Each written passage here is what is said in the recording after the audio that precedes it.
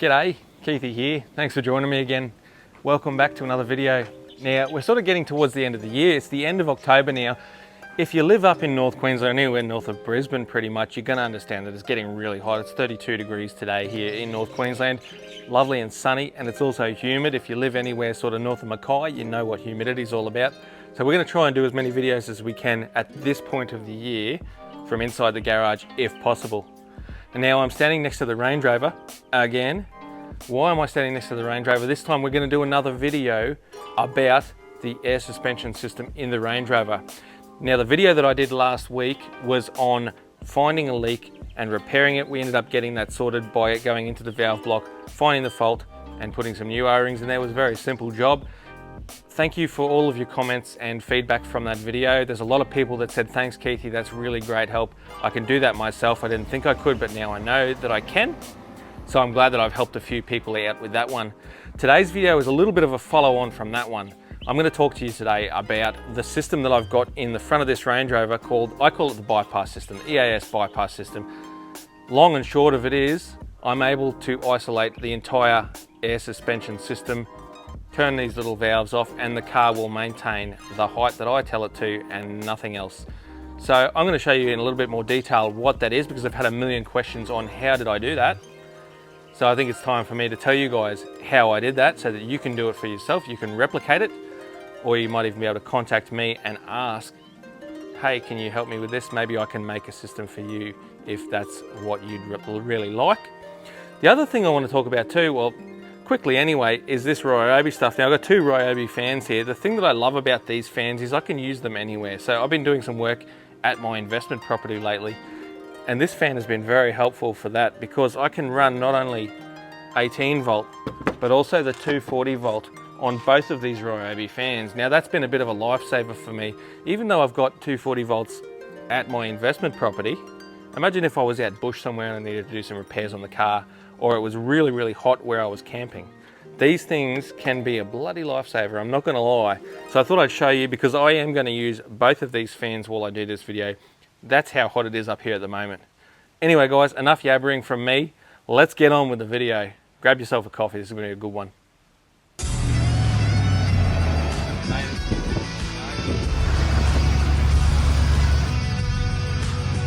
we couldn't go without checking this out. Repairing tyres now. Great Keithy.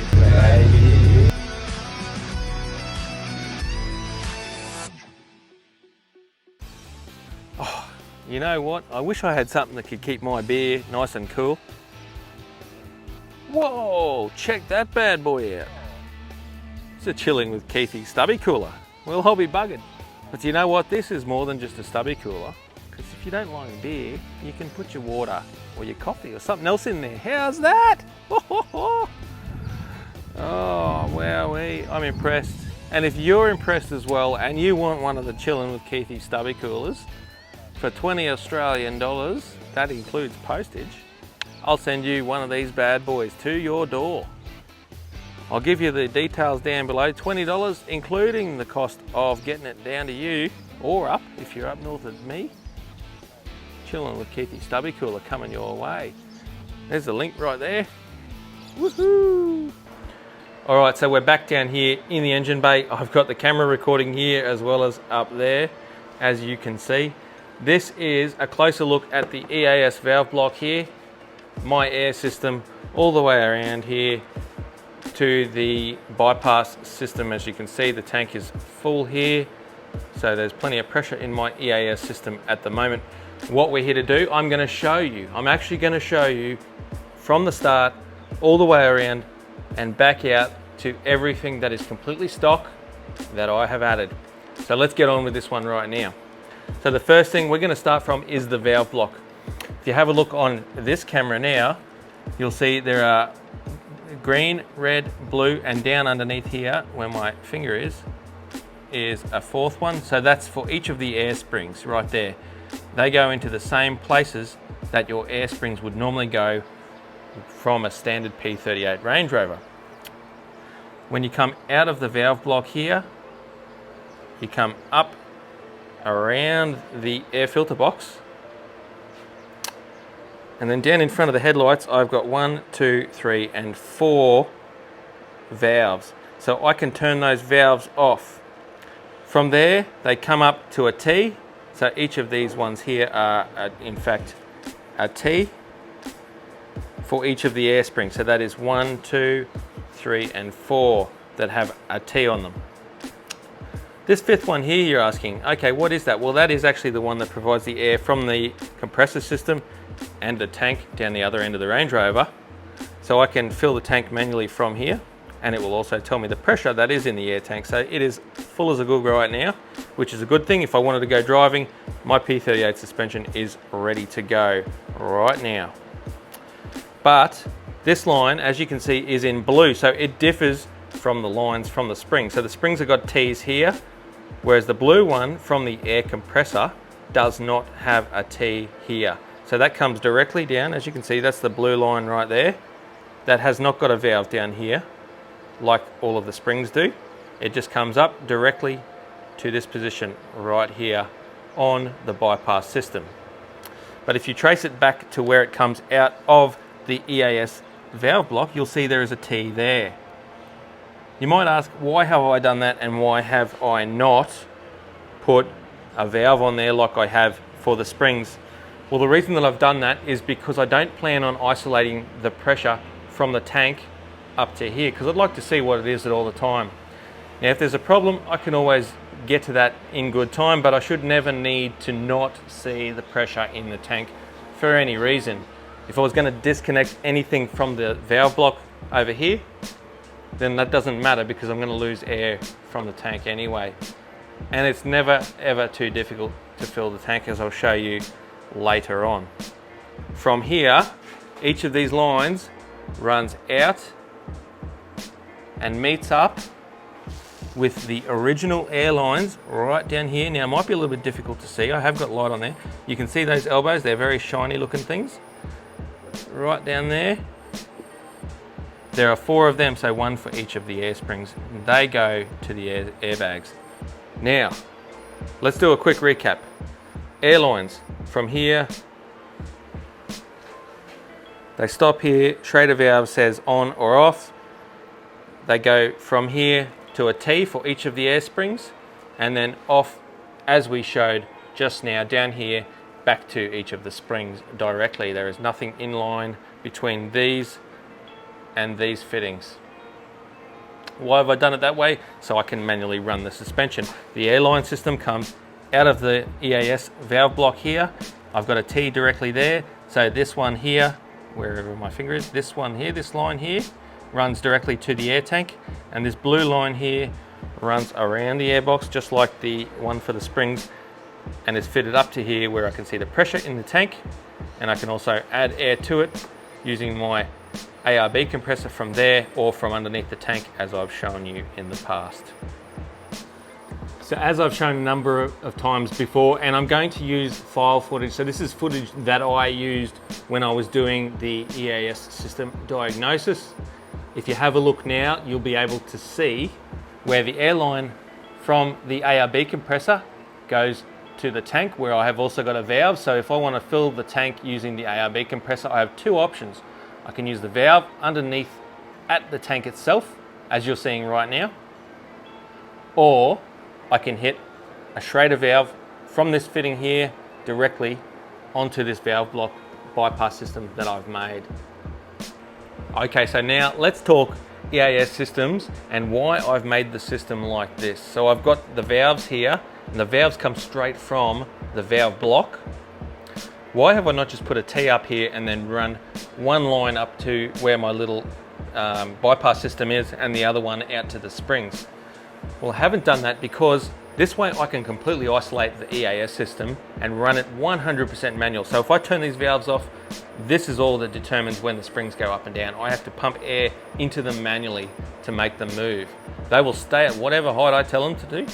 They will not change from that height. Why? Because any control from the EAS system other than the air compressor being pressurized in the tank I should say, everything has been taken away from the EAS system. So yes, if I'm driving around with these valves down here shut, I may get an EAS fault up on the dash, but nothing is going to happen with the springs. Why? Because they're isolated. So this valve block can do nothing with the springs. It will not lift it, it will not lower it, it will not change heights, it will not self-level. So if you change the weight from the driver's side to the passenger side, it won't know. So it's going to lean over a bit if you have it too heavy on the left, etc, etc. Now I also want to talk about spring rates. Now I haven't measured exactly what my spring pressures are in the air springs. I know that the front are around 60 psi, and I know that the rears, as the car is now, everyday sort of operation, is at around 90 psi. That'll keep my car using the springs. But what I do want to explain is that adding more pressure is not going to raise or lower the height of this Range Rover. Pressure does not determine the height of these springs. Pressure determines the spring rate, essentially how the springs work. If you want to go from, say, the 90 psi I have in the back of this thing up to 100 psi, I'll probably blow the springs up, to be honest, because I need more weight. 90 psi is the pressure that I need with the weight that I've got in the car at the moment. If I add weight, the back will sag down, won't it? So I'll need to add more air at a higher pressure to level it up. If I had 90 psi in the springs and I went to access height, I would also have 90 psi in the springs at high height. Why is that? Because the pressure in those air springs does not determine the height. What determines the height is the amount of air, the volume of air in each of these air springs. So if you hear people talk about, I added 50 psi to my air springs and they all sat level, they're full of shit. Pressure does not determine the height of your Range Rover. The volume of air determines the height. The pressure only determines the spring rate. All right, now we've got that one out. Why also have I got my system set up this way here so that I can isolate the springs here and run completely manual? There might be problems. So take, for example, my 2021 Cape York trip. The very day that I left from here to head up to do my Cape York trip in 2021, my EAS compressor died. Would you believe it? Of all times to do it. And I had gone over everything in the car. It was working perfectly fine. Obviously I can see the pressure in the tank. I knew that it was capable of doing that. I lifted the car up on the day of departure, and would you believe it? The compressor shit itself. You wouldn't have it any other way, would you? Luckily, I have this bypass system, so I could isolate all of the valves down here and use another compressor, my ARB compressor in there, to pump up the air springs. So they were isolated, the car was staying at whatever height I told it to, and that was it. At least I made the trip this way. But if you didn't have this bypass system, then you wouldn't be able to do that. There is no way that you can manually control the air springs if you don't have this valve block bypass system. Okay, so I think we've had a pretty good chat now about the EAS system, the bypass system in this Range Rover. I hope that I have helped you guys out. Again, really quickly, why would you go over it? Okay, your compressor's died, you're away from home, or you're a long time away from getting another compressor here. Maybe it's got to come from overseas, but you need this thing to be going. It'll get you out of trouble. I've shown you that I've got the ARB compressor in the back of the car, the attachment to the valve block, the attachment to the tank underneath the car, so I can turn that on, fill the tank up, run the EAS system as normal using this. Or the other option is I can turn these valves off here, boom, run it completely manual. That is a great idea if you've got something wrong and you want a little bit of time, but it's also good for diagnostics. So if you've got something going on, you can have a look over here. Oh yes, look, my tank is not running at pressure, so obviously there's something wrong there. Either I've got a leak in the system somehow and it's using all of the air, so maybe your tank's sitting at about 60 psi and it won't get any higher because it's just constantly trying to feed one of the air springs with air, but the air spring's got a hole in it. Or the other option is your compressor might be buggered, so replace the compressor. That's pretty easy. Could be costly though, keep that in mind. There are two options right there that you can diagnose. I mean, you saw the video that I did last week, which is up there. So I had to go through the system and try and find out why my tank wouldn't fill up. Now I knew that the compressor was okay, so that was pretty good. I thought, okay, there's got to be a leak in the system somewhere, and I knew that it wasn't an air spring. Went through the system. Okay, there was a tiny little leak down at the tank, but it turned out that the valve block just needed a couple of new O-rings on the compressor side. Why did I know that? Because all of the springs held height. So it's all a process of It's all a process of diagnosing the problem. So you got to go through logically and replace things. Say for example, I just did a valve block rebuild for John down in Melbourne. G'day John, if you're watching mate. His entire valve block got a rebuild. Why did I do that? Well, he had a problem with his air suspension, it wouldn't lift up. So the most logical thing, especially if the valve block is very old, you do a rebuild. If that doesn't fix the problem, then you go, okay, what's next? In his case, the car won't lift up, so we'll get to part of that next week. I will show you what I am going to do for him to try and help him out with that. It's just a part of diagnosis. Now you can do this, anyone can do this, and this is exactly why I do these videos, because I want to show everybody that they can do all of this. I am not a mechanic, I am not any kind of trained Land Rover dude. This is all stuff that I've learnt on the go. I built the valve block system here, the bypass system, so that I could operate this thing anywhere. I've always got another compressor on board to fill it up. It'll get me out of trouble. It might even just get you home, if that's all it needs to do. If you're going away for a long time, you can bung another bag, front and rear, into the back of the car. So if something goes wrong, you can change out an air spring.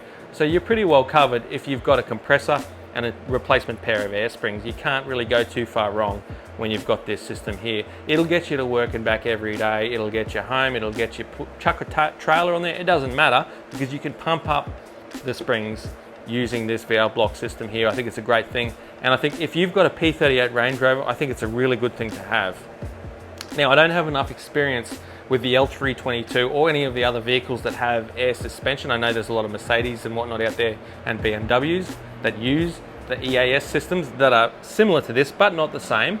Every system is different in its own way. So what I've done here might not work for an L322 Range Rover, or even the brand new ones for that matter.